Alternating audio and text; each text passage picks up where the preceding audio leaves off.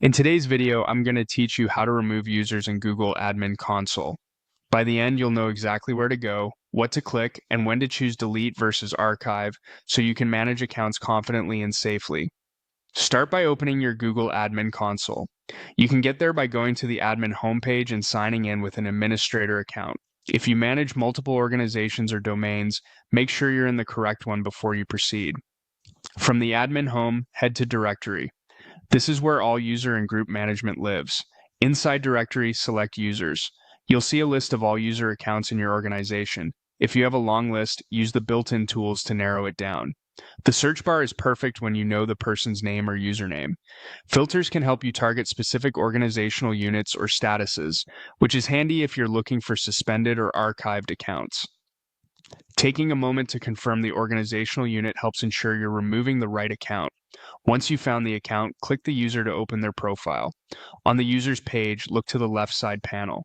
This panel contains key actions for the account, including the option to remove it. When you're ready to proceed, select Delete User. A confirmation screen will appear to make sure this isn't accidental. Review the details carefully. Deleting a user permanently removes their account and, after a limited recovery window, their data. If you need to retain ownership of files, calendars, or groups, make sure that's handled before confirming. In many cases, the console will prompt you to confirm data handling as part of the deletion flow.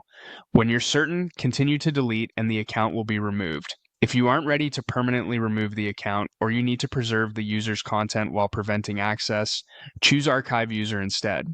Archiving disables sign-in and typically releases the license while keeping the data intact and accessible to admins for compliance or future handoffs. This is a great option for departures where legal hold, record keeping, or ongoing project access is important. You can unarchive later if the person returns or if you need to convert the account. That's it.